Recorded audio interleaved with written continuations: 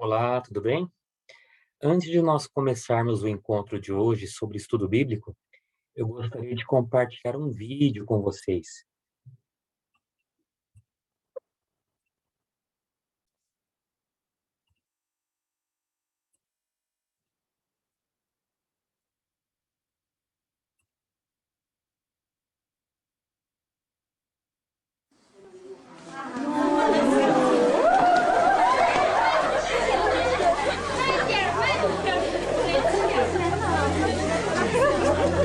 改变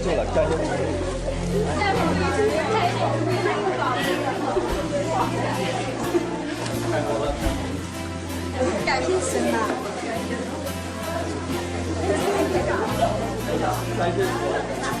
改变是我们该需要的。当我看到这本书，或者看到了那些帮助我们的基督徒，他们的血和力上回来了，就是有了这个时候最需要的。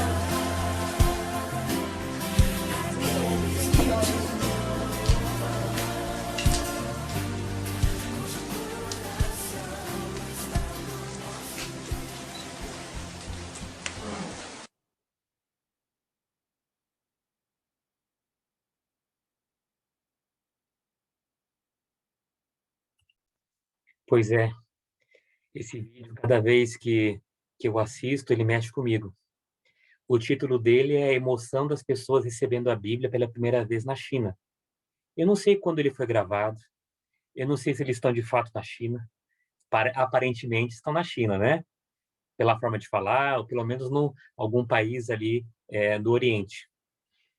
Mas o que me impressiona é a forma como eles literalmente avançam, eles se jogam em cima das Bíblias, né? Estavam esperando ansiosos para ter a palavra nas mãos. E eu pergunto para você, aonde fica a Bíblia na sua casa? Nós que temos total condições de ler a palavra todos os dias, aonde a Bíblia fica guardada? Realmente é uma pergunta que mexe com a gente, né? Então vamos iniciar esse encontro de hoje invocando a Santíssima Trindade, em nome do Pai, do Filho e do Espírito Santo. Amém. E que o Espírito Santo venha em socorro a todas as nossas fraquezas. Eu gostaria de iluminar esse encontro com um trechinho da segunda carta de Paulo a Timóteo, lá no capítulo 3, versículos 16 e 17. Diz assim: Toda a Escritura é inspirada por Deus e útil para ensinar, para repreender, para corrigir e para formar na justiça. Por ela, o homem de Deus se torna perfeito, capacitado para toda obra. É lindo, né? É palavra do Senhor, graças a Deus. Tá certo? Então vamos iniciar o encontro de hoje, sem mais delongas, falando um pouquinho aqui sobre introdução ao estudo da Bíblia. Então vamos lá. Então tem todo o material aqui bonito preparado para vocês. Aqui, essa primeira imagem acaba mostrando ali quase que a evolução da Bíblia, né, propriamente dito, né? Um pedaço de pergaminho, aqui alguns rolos já em melhor estado, aqui tudo enroladinho, né? Provavelmente aqui é o livro de Isaías. E aqui a Bíblia já é com uma capinha de couro, então de um jeitinho, digamos aí, mais moderno, né? Embora todas as imagens sejam antigas. Então vamos iniciar essa introdução ao estudo da Bíblia. É importante ressaltar que a Bíblia, ela foi vivida. O que eu quero dizer com isso? Que os episódios que aconteceram na Bíblia, primeiro aconteceram na vida das pessoas, né? Por exemplo, de Abraão, Abraão é um personagem histórico que ele começa lá pelo ano 1850 antes de Cristo. Alguns estudiosos dizem lá pelo ano 2000 antes de Cristo. 2000, 1900, bem. E começou a se escrever sobre Abraão muito tempo depois. Então, todo aquilo que aconteceu na vida desses personagens foi contado, foi narrado, foi falado de pessoa para pessoa, né, até chegar a alguém que começou a relatar essas histórias, né? E escrever era coisa difícil naquela época, uma época muito antiga, né? Existem estudos ali dizendo que não que somente 1% do povo antigo sabia escrever, um número maior sabia ler, né? Não saberia precisar agora esse percentual, mas de fato escrever era tarefa para poucos. Então a Bíblia ali ela passou a ser escrita aproximadamente pelo ano 900, ano 1000 antes de Cristo, no reinado de Davi, provavelmente, né? E foi contando ali a história de personagens, por exemplo, que viveram muito antes dela começar a ser escrita. Então, praticamente houve ali 1000 anos de tradição oral, músicas, histórias, poesias, números. Aqui a palavra história está escrito com a grafia antiga, antes da reforma acadêmica da língua portuguesa, mas para dizer que eram como se fossem contos, né, narrativas. Não é história propriamente dita como nós a conhecemos agora, né? Para ter uma outra noção, a primeira Bíblia impressa foi só no século XV, em 1456, com a invenção da prensa, né, por Gutenberg. É, aqui eu trouxe novamente uma outra informação sobre o nome da Bíblia dos judeus, que eu comentei no vídeo anterior, mas para verificar como se escreve, né? Então, a Bíblia dos judeus é a Tanakh, que é a formação da palavra Tanakh. É Torá, Nebiim e Ketuvim. Torá é a lei, é o Pentateuco, que são os 5 primeiros livros da Bíblia. O Nebiim são os livros dos profetas. E Ketuvim são os outros escritos, os livros históricos, os livros sapienciais, né? Lembrando sempre que a Bíblia dos judeus só contempla o Antigo Testamento. Só tem 39 livros, ainda assim, numa quantidade menor do que o Antigo Testamento da Bíblia Católica, que tem 46 livros.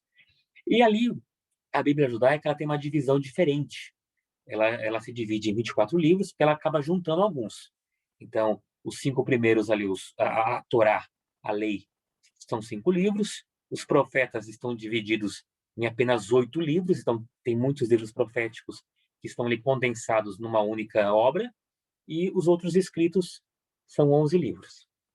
Então, vamos seguir um pouquinho mais.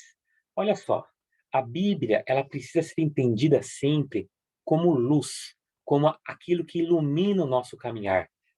E essa luz nos guia, como se fosse um farol, indicar o caminho, a direção, nos aconselhando, dizendo aquilo que nós devemos fazer, até contando algumas histórias que podemos dizer que não são edificantes, não contribuem para a fé, mas são histórias que aconteceram com alguns personagens bíblicos e servem até para nós como aprendizado, para não repetir aqueles mesmos erros. Então, precisamos ali, né, ter a leitura da Bíblia sempre como um indicativo de caminho a ser seguido e percebendo a presença viva de Deus nas Escrituras. Mesmo que a gente não entenda algum trecho, alguma palavra, a gente precisa saber sempre que é a palavra de Deus. O critério principal para a leitura da Bíblia é um macete, é uma ótima dica. É a pessoa de Jesus Cristo. Pronto, né? Na hora que tiver alguma dúvida, nossa, que estranha essa palavra, não entendi muito bem. Lembra de Jesus, como é que Jesus se portava, como é que Jesus queria que nós amássemos um ao outro, como é que era a relação de Jesus com o Pai, paizinho, Abba Pai, né? Um pai carinhoso. Às vezes a gente pega algum trecho do Antigo Testamento e parece que Deus é muito severo. Mas essa era a forma daquele povo entender a Deus. Então, lembrando de Jesus, já é um grande passo para solucionar alguns questionamentos.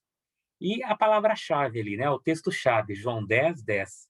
Eu vim para que todos tenham vida e tenham vida em abundância. Então, o critério principal, fundamental para nós lermos a Bíblia é Jesus Cristo. A letra do texto é muito importante, mas importa muito mais buscar o seu sentido, o espírito, o que Deus nos quer mostrar a nós, né? O que Deus quer mostrar a nós na Sagrada Escritura. Então, isso aqui é muito importante, gravem isso.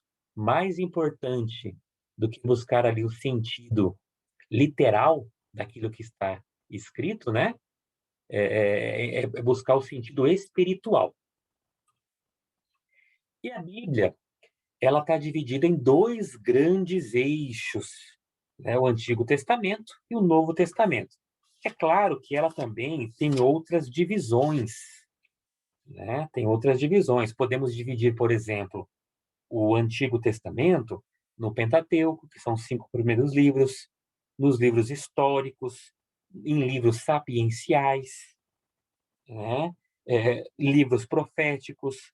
O Novo Testamento podemos dividir nos Evangelhos, que são 4, nos Atos dos Apóstolos, nas cartas de Paulo, nas cartas chamadas católicas, que são dirigidas às comunidades, e, por fim, no Apocalipse. Então, são formas de dividir a Bíblia. E é claro que nós podemos ter uma divisão assim, mais minuciosa ainda, né? Em capítulos, em versículos, e assim vai. Então, aqui nós temos dois grandes blocos para falar da Bíblia, o Antigo Testamento e o Novo. Então, o Antigo Testamento, muito simples, tudo escrito antes de Jesus, né? Principalmente mostrando ali a caminhada do povo até chegar ao Messias, até a chegada do Cristo. Aquele povo que saiu do deserto, que era teimoso, que muitas vezes se esquecia de Deus, só que Deus é o Deus da aliança, que nunca se esquecia daquele povo. Então, mostra ali a pedagogia de Deus, que se revela passo a passo, pouco a pouco, ao povo, se revela, né, à humanidade. E o Novo Testamento são os livros escritos depois de Jesus. A caminhada de Jesus, a formação das primeiras comunidades, os seus ensinamentos, né? É a boa nova, é a boa notícia. E a Bíblia, ela é um volume com muitos livros. Então, a palavra Bíblia, ela já significa livros, uma verdadeira biblioteca, uma coleção de livros. Nós temos 73 livros. Ali destaca, entre aspas, as palavras, né, Bíblia Católica, porque existem ali diferenças entre algumas Bíblias na composição e no número de livros, tá certo? Mas para nós o que interessa é a Bíblia Católica. 27 livros no Novo Testamento e 46 no Antigo Testamento. Esses livros foram escritos em épocas diferentes, por muitos autores, provavelmente mais de 100 autores, em várias formas de linguagem, né? Nós vamos ver no futuro ali a questão do tipo de texto, né? De que forma, o estilo poético, a narrativa, a epopeia, a história dos heróis, né? O tipo apocalíptico, né? Nós podemos fazer também essa questão é, é, nesse estilo, né? Nessa linguagem, nessa forma literal. Então, a Bíblia, ela utilizou ali, durante a sua composição, vários estilos literários.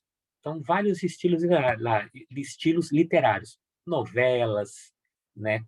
É, bem, nós vamos chegar lá. Então, por muitos livros, muitos autores e com estilos próprios, bastante diferentes uns dos outros. Alguns semelhantes, mas também diferentes uns dos outros. Então, a Bíblia, ela é a revelação. É Deus que se revela ao homem. É a palavra de Deus. Deus se comunica ao homem. A Bíblia, ela é inspirada por Deus. Ela foi escrita sob a inspiração do Espírito Santo. Mas ela é a palavra de Deus escrita por homens. Não foi um ditado. Se fosse um ditado, seria tudo perfeito, né? Mas cada escritor, cada autor, nós usamos a palavra agiógrafo para definir o autor sagrado, aquele que foi instrumento de Deus, instrumento do Espírito Santo na redação da palavra. Então, ele também deixa um pouquinho de si, do seu estilo. Marcos não escreve exatamente igual a Lucas. Lucas não escreve exatamente igual a Mateus. E nenhum dos três escreve igual a João. Mas são 4 relatos do Evangelho, da Boa Nova. Então, cada um deixa um pouquinho de si também quando escreve a palavra por inspiração do Espírito Santo. Então, a Bíblia é a palavra de Deus na palavra do povo.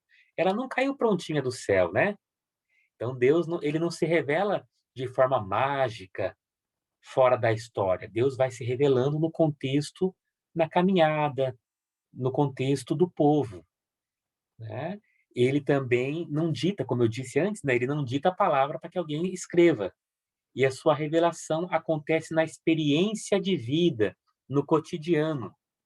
E para bem ilustrar essa questão, lembrem das parábolas de Jesus. Quando Jesus contava uma parábola, ele não usava o exemplo das ovelhas, da vinha, não é, do trigo. Era aquilo que tinha na região dele. Ele usava exemplos concretos para explicar, para passar a sua mensagem. Imagine só se Jesus estivesse caminhando aqui hoje na região oeste do Paraná. Talvez ele ia falar sobre a soja, a plantação do milho, não é verdade? A criação do gado. Então, usa exemplos, usam situações daquilo que o povo está acostumado. Deus se revela dentro do cotidiano, dentro da história do povo. Isso é muito bonito. E agora uma pergunta-chave, né? Há erros na Bíblia? Olha só, ali embaixo já tem a resposta. Em matéria de fé e moral, a Bíblia não contém erros. Mas a Bíblia, ela não é um livro de ciências, um livro de história, um livro de biologia, de geografia, como nós conhecemos hoje, né? Então, a Bíblia é a catequese. Na verdade, ela é a forma como Deus encontrou de se revelar ao homem. Então, nós não podemos pensar nela como os livros didáticos da escola, na verdade, porque senão nós vamos encontrar talvez alguns errinhos ou informações que foram omitidas porque eles não tinham conhecimento da época. Por exemplo, depois do dilúvio, os filhos de Noé ocuparam a África, o Oriente e a Europa. Cadê a Ásia? Cadê a Oceania? Cadê a América do Sul, América Central, América do Norte? Eles não conheciam essas terras, né? Então, não podemos dizer que é um livro de geografia, por exemplo, né? Um livro de ciências, de biologia. Eles tinham, sim, uma noção extraordinária para a época da anatomia humana, do corpo humano, só que eles também não sabiam tudo. Então, nós não podemos ver a Bíblia neste sentido. Neste sentido. E sobre a historicidade dos fatos. A Bíblia não é um livro de ciências, nem um livro de história. A Bíblia é a interpretação da história. Nem tudo que está narrado nos livros históricos aconteceu do jeitinho que foi escrito ali. Mais do que fazer uma descrição dos fatos como se fossem filmagens, as escrituras interpretam a história, a vida, descrevem a experiência de Deus que as pessoas e o povo fazem. Então, ali nós temos que colocar a lente da fé, né? Não podemos ali querer ver cada história e levar tudo ao pé da letra. Por exemplo, no paraíso, a serpente conversou com Eva e com Adão, né? Para nós, hoje, um fato desse é extraordinário. As cobras, as serpentes não falam.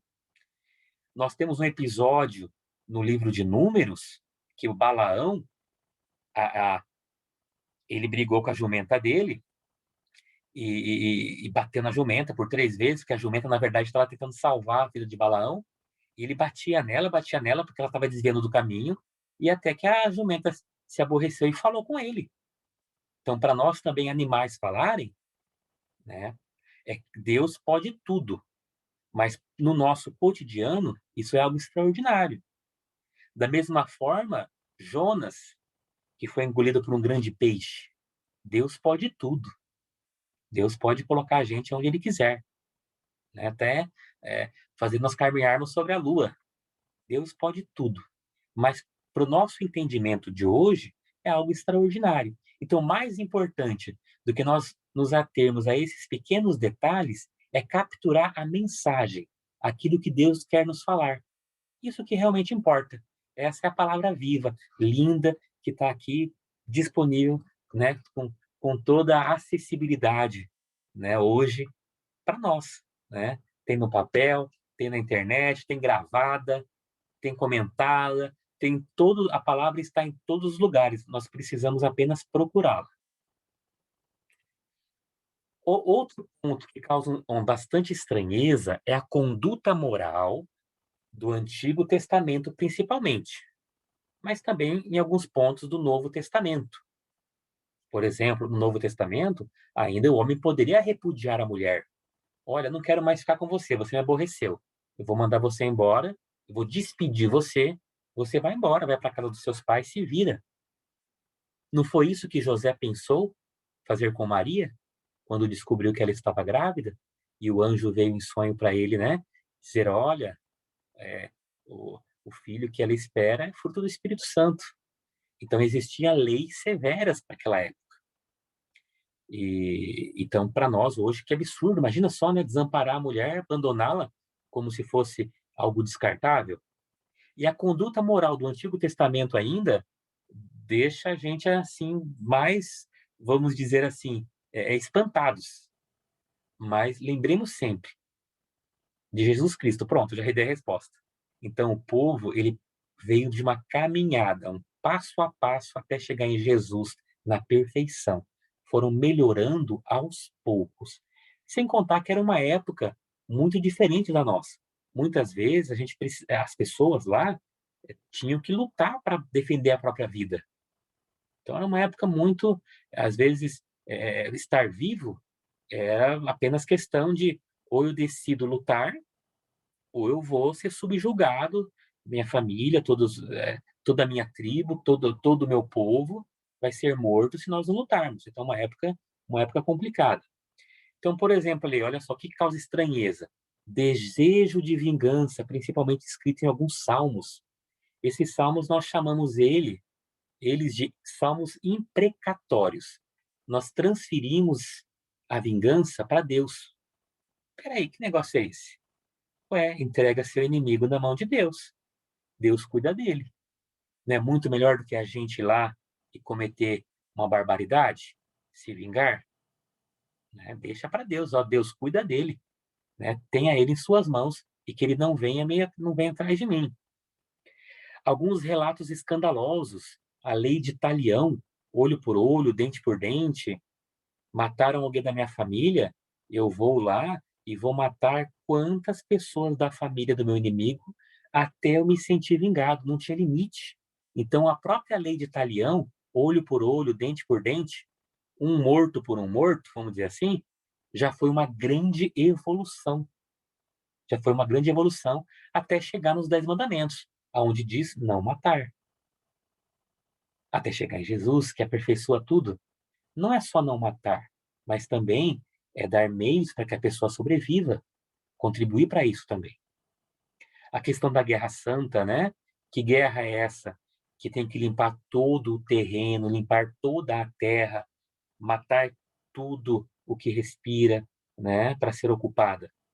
Então, realmente causa ali bastante estranheza. Por exemplo, olha só, um relato do Novo Testamento, né? Pedro nega Jesus 3 vezes. É chamado de Satanás, né? Porque ele não estava entendendo os planos de Deus naquele momento. Ele titubeou na fé, né?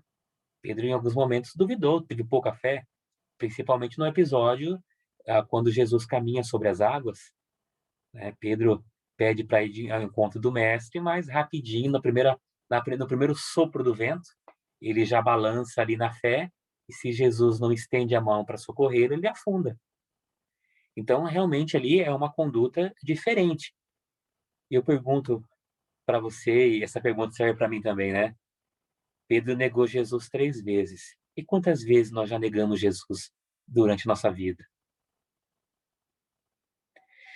Então, veja só, para resolver essas questões de moral, temos algumas pistas. Então, o Antigo Testamento não deve ser pego como um código de conduta, de moral. Às vezes, nos escandalizamos porque não sabemos a origem das leis. As leis é uma evolução. do povo. E essas leis vão se aperfeiçoando também ao longo da história. Os autores não idealizam seus personagens. Isso é muito importante. Muitas vezes a gente acredita que qualquer pessoa que se dispõe a servir o reino de Deus tem que ser perfeita. E o autor sagrado deixa bem claro, está cheio de gente pecadora, que cometeu muitos erros durante a sua caminhada. Então, os autores não escondem os erros dos personagens. E eu achei isso muito bacana, porque a gente é muito severo, né, na maioria das vezes, com o nosso irmão. Né? A gente é severo, acha que ele tem que ter uma conduta perfeita que nem nós somos capazes de imitar. Mas queremos que o irmão, assim, haja, né, de forma perfeita. Então, vamos lá. Outra questão que causa bastante, às vezes, alguma dificuldade, ou, né, um pouquinho de dúvida, é a questão dos números. Então, na Bíblia, número tem sempre um significado simbólico. Então, aqui eu trouxe alguns números para ilustrar, né? 3 vezes. Lembra que Deus, santo, santo, santo, Senhor Deus do universo, 3 vezes é o superlativo hebraico, é a plenitude, é a santidade. Deus que é 3 vezes santo, indica o céu, indica uma perfeição. O 4 é um número cósmico. Os 4 cantos da Terra, por exemplo, toda a Terra, os 4 elementos do universo, terra, fogo, água, ar. Então, tem essa representação daquilo que vem da natureza, daquilo que é terreno. E sobre os 4 cantos da Terra, é porque eles tinham uma ideia realmente que a Terra era plana. Sobre a Terra havia uma circunferência, né? Imagine ali uma abóboda, né? Acho que essa é a palavra ali, uma toda uma proteção de vidro ali por cima. Pensei nesse sentido, não era bem de vidro, né? Mas eu estou dando um exemplo atual. E havia algumas colunas que sustentavam a terra, havia água que brotava da terra, e quando chovia era porque Deus abria as torneiras do céu e molhava a terra. Então eles tinham uma concepção diferente do planeta. Eles não sabiam que a Terra é redonda. O sete nós sabemos, né? É plenitude, é uma perfeição, é a totalidade. 70 vezes 7, né? São as vezes que devemos perdoar o nosso irmão, sempre. É a junção ali daquilo que é divino com aquilo que é da natureza, a terra e o céu, é tudo. E a metade do 7, 3,5, é imperfeição. Aparece bastante o 3,5 no Apocalipse, quando diz assim: um tempo, 2 tempos e meio tempo. Então, um tempo, 2 tempos, 3 mais meio, 3,5. Então, uma lógica diferente da nossa, muitas vezes, né? E esse 3,5 indica ali imperfeição, é metade do 7, né? O 10. O 10 indica tempo de curta duração, também imperfeição. A besta do Apocalipse tem 10 chifres, 10 diademas, 10 coroas. É imperfeita, é fraca, vai ser vencida. O 12, eu acho muito bonito o 12. O 12 é uma composição. É do 3 vezes 4. 3 vezes 4, 12. Número também de perfeição, de totalidade. A totalidade do povo de Deus. 12 tribos de Israel, os 12 apóstolos. E no Apocalipse aparece 24, né? 2 vezes 12, os 24 anciãos, as 12 tribos, somado aos 12 apóstolos. Olha só que bonito, né? Então, representantes do povo do Antigo Testamento, representantes do povo do Novo Testamento, 12 e 12, o 24, a totalidade do povo de Deus. O 42, né, é igual a 3 anos e meio. Então, nós já vimos que o 3,5 é imperfeito. É igual a 1.260 dias, isto é, a metade de 7 anos. Indica também um tempo limitado por Deus. Um tempo de sofrimento, por exemplo, que não vai durar para sempre. Ele já tem tempo para acabar. É limitado, não é infinito. O 144, esse número é interessante porque ele junta muitas vezes ali com 1.000, e daí dá os 144.000, o número dos que serão salvos, né? Que aparece também lá no livro do Apocalipse. Mas o 144 é uma composição 12 vezes 12. Então, é um sinal de grande perfeição. De grande perfeição. E pulando ali para o número 1000, que designa um prazo de tempo comprido, então é um prazo longo, é um prazo completo.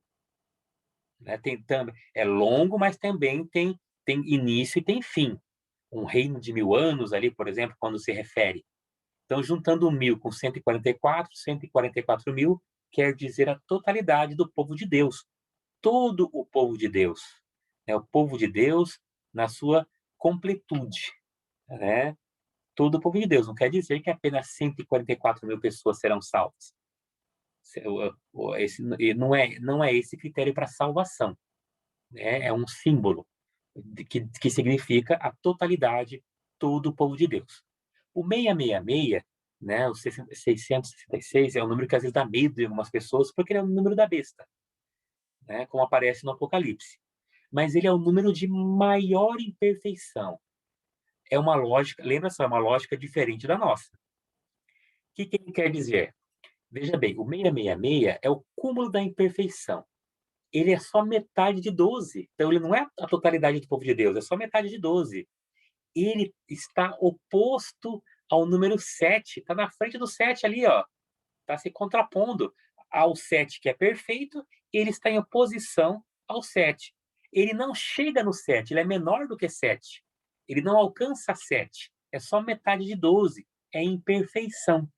Então, o autor do livro do Apocalipse, quando se refere ao número da besta, ele usa ali a língua hebraica, que eles não têm números, como nós temos os algarismos, né? Os nossos números que indicam os números, usavam letras, e com esse jogo das letras que significavam números também, eles conseguiam ali fazer toda uma linguagem que a pessoa que recebia aquela mensagem iria entender que naquele tempo ele estava se referindo ao imperador Nero, que era o grande perseguidor, o grande inimigo dos cristãos, que estavam ali subjugando, maltratando, matando os cristãos. Né? Então, aquela pessoa que recebesse essa mensagem cheia de símbolos iria entender. E se nós pegarmos, tem vários nomes, se nós ali fizermos ali todo o processo que era feito para usar ali o significado dos números dos nomes, nós poderíamos chegar em 666. Mas, naquele momento, o autor está se referindo claramente ao imperador. O 40 é lindíssimo, né? Falei que o 12 é bonito, o 7 é bonito, todos têm um símbolo bonito, né? A gente gosta menos desses que indicam imperfeição. Mas o 40 é um tempo necessário, suficiente, um tempo para preparação, um tempo necessário, um tempo que Deus quer, né, necessário para que algo aconteça. Olha só alguns exemplos. 40 anos Israel no deserto, não foi o tempo que demorou para chegar até a Terra Prometida? 40 dias a tentação de Jesus também no deserto. Olha que relação bonita do Antigo com o Novo Testamento. 40 dias a nossa quaresma. 40 dias o profeta Elias caminhou no deserto, antes, que tem um errinho de digitação, né? Antes de chegar ao Monte Horebe, após vencer os profetas de Baal.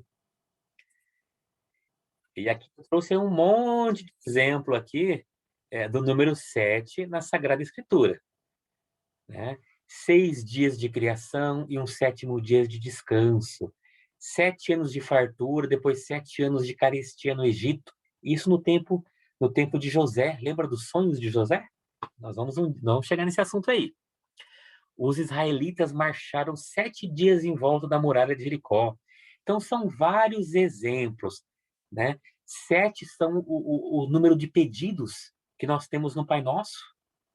7 também foram as palavras de Cristo na cruz. 7 são os dias da purificação ritual. Então, são vários exemplos ali, utilizando o número 7, né, que é esse número da perfeição. Eu comentei então que a Bíblia é dividida em 2 grandes blocos, o Antigo e o Novo Testamento, mas ela também é dividida em capítulos, em versículos, mas vejam só, a divisão em capítulos da Bíblia só aconteceu a partir de 1214. muito tempo depois de Jesus Cristo, né? Essas datas todas ali, né? Mais de 1000 anos. Olha só, a divisão em versículos do Antigo Testamento, mais de 1500 anos do Novo Testamento também. Então, demorou muito tempo para nós termos a Bíblia com essas divisões como temos agora, o que facilita muito para encontrar uma palavra, não é verdade? No começo ali eu não li um trecho da Bíblia. Se nós não tivéssemos essa divisão, seria muito mais difícil encontrar o texto. E olha só, a primeira Bíblia impressa com essas divisões foi em 1555, praticamente, vamos arredondar, né? Quase 100 anos depois que a primeira Bíblia foi impressa por Gutenberg. E os títulos e subtítulos, por exemplo, elas variam de cada tradução. Vocês já devem ter percebido isso. Ah, a Bíblia do meu colega, o título ali está diferente da minha, né? Então, por que isso? Porque não tem títulos na Bíblia original. Então, esses diferentes títulos já são uma forma da equipe que traduziu a Bíblia de também interpretar a palavra. Por exemplo, aqui isso que eu gosto bastante, né, do Filho Pródigo, que dá para usar três exemplos bem claros, né? Então, talvez na sua Bíblia esteja lá, parábola do Filho Pródigo, que é o mais comum, mais conhecido, mas também pode ter a parábola do Pai misericordioso, dando ênfase ao Pai que recebe aquele filho que estava perdido no mundo, que recebe de coração aberto, cheio de misericórdia. Também podemos colocar ali a ênfase no irmão que ficou junto com o pai, enciumado, né? Que ficou ali cheio de ciúme, de remorso, porque o pai perdoou o irmão mais novo. Então, poderíamos chamar de parábola do filho ciumento. Então, são 3 títulos diferentes para o mesmo texto, dependendo qual é a ênfase que nós queremos dar para este texto, né? Que o tradutor, né, a equipe de tradução, conferiu, né, para esta passagem.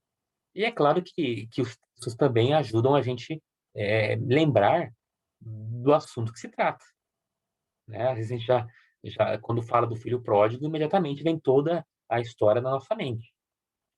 Outros exemplos, né?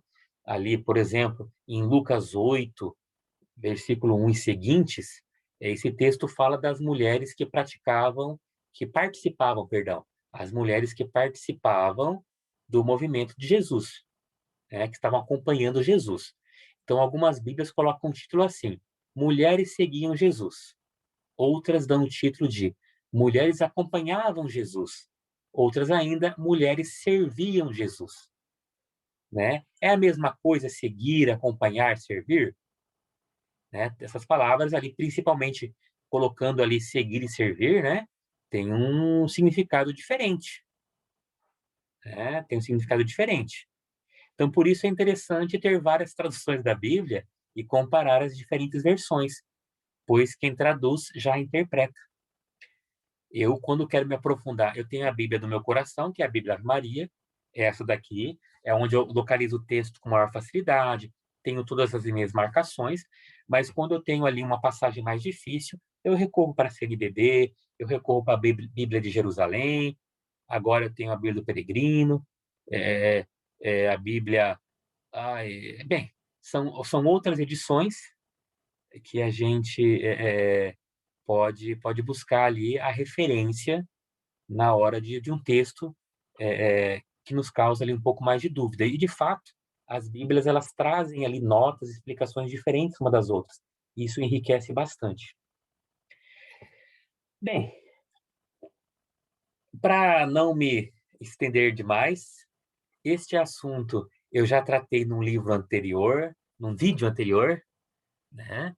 Falando da divisão, da diferença das Bíblias, mas aqui eu vou passar rapidamente. Bíblia Católica, 73 livros. Aqui eu vou mudar a posição da minha imagem. Aqui não atrapalhou, não. Então, são 27 do Novo Testamento, 46 do Antigo, para nunca mais esquecer. Bíblia Católica, 73 livros. A Bíblia Protestante tem apenas 66, porque elas acompanharam a mesma quantidade de livros da Bíblia judaica, do Antigo Testamento apenas, que tem 39. O Novo Testamento é igualzinho o nosso, igualzinho da Bíblia Católica, com a mesma quantidade de livros.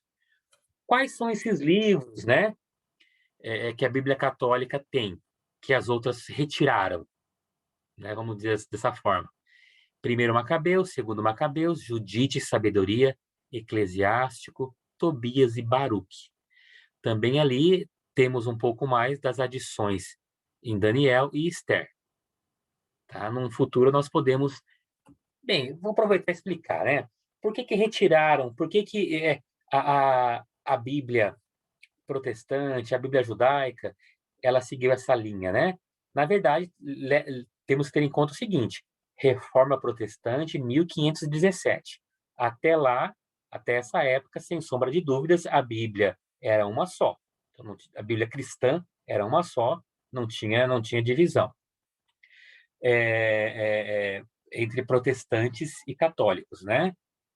E então é o seguinte: os judeus, por volta lá do ano 90, ano 100 depois de Cristo, eles se reuniram num concílio na cidade de Jâmnia para definir quais seriam, segundo eles, os livros inspirados por Deus.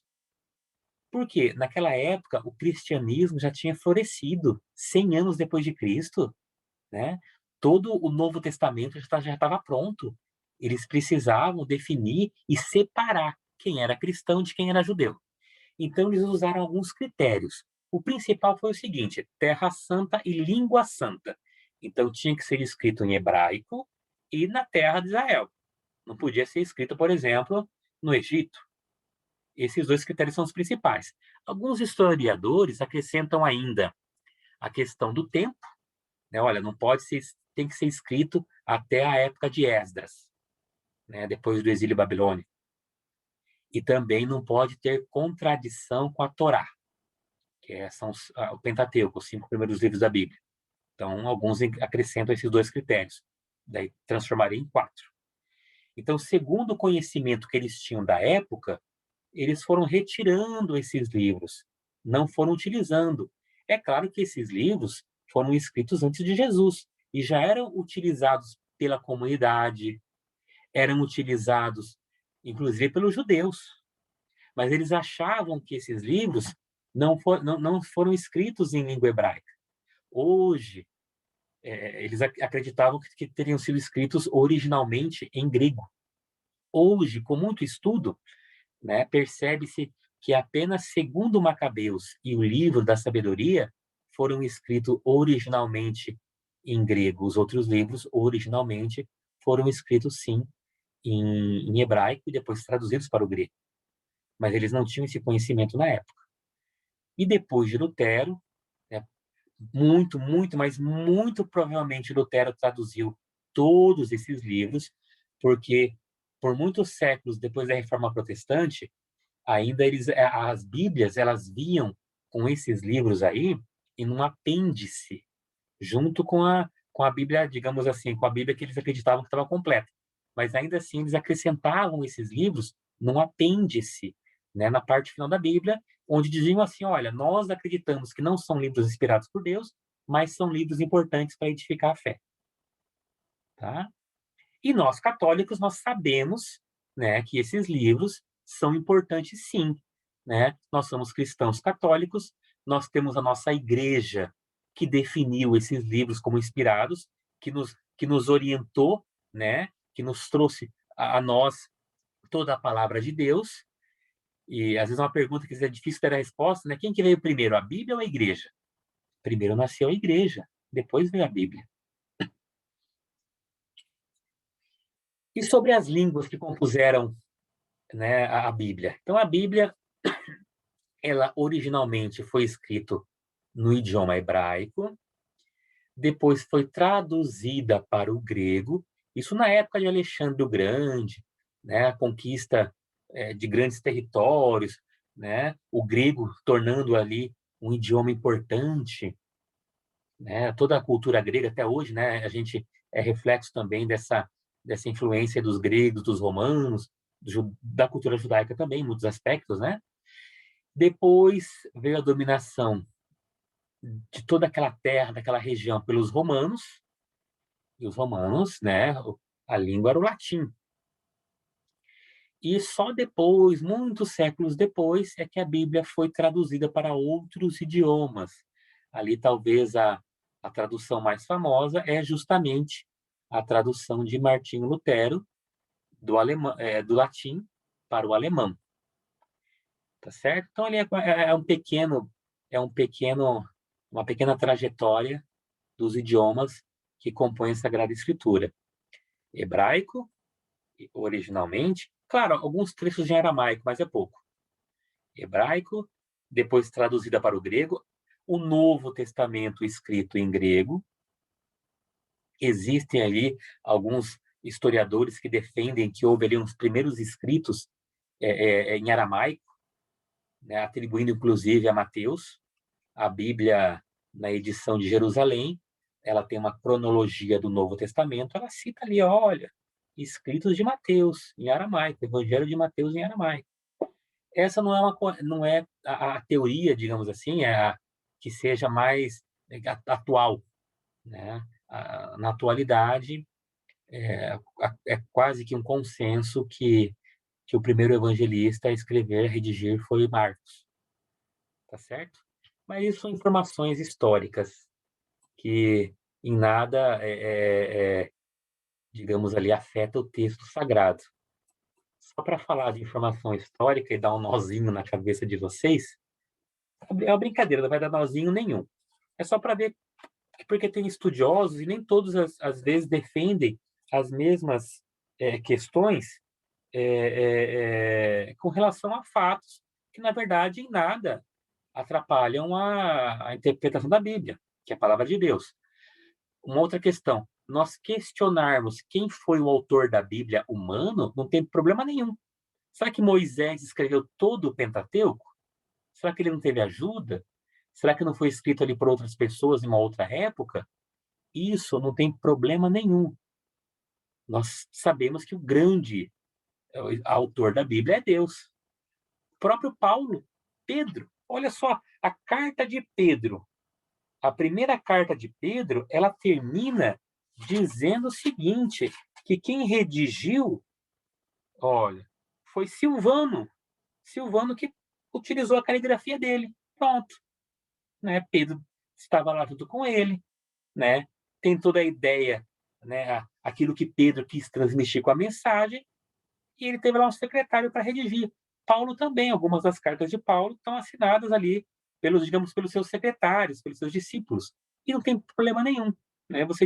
Daí sim, Paulo utilizou, né? Ajuda de pessoas. Paulo esteve preso, então provavelmente na prisão, talvez ele tenha ali tido ajuda para escrever também as suas cartas. Isso não tem problema nenhum. Mas o que eu queria falar é, por exemplo, sobre a carta de Tiago. A Bíblia Ave Maria, na introdução, ela diz que quem escreveu a carta de Tiago seria uma pessoa piedosa da comunidade de Jerusalém, que não seria nenhum dos discípulos de Jesus, dos dois apóstolos. Temos dois Tiagos que seguiram Jesus, o maior e o menor. É só questão de tamanho mesmo, maior porque era mais alto e menor porque era pequeno, mais baixo, vamos dizer assim. Tiago maior, ele era irmão de João, e Tiago menor, provavelmente ali era primo de Jesus, né, um parentesco também ali com Judas Tadeu, é um grau de parentesco ali de primos. Então, veja só, a Bíblia Ave Maria, ela diz que não foi nenhum desses. Mas a Bíblia da edição CNBB atribui a Tiago Menor a autoria do livro a carta de Tiago. Pronto. E agora? Isso é dado histórico, né? Isso é para mostrar que às vezes os estudiosos eles não têm a mesma opinião sobre tudo.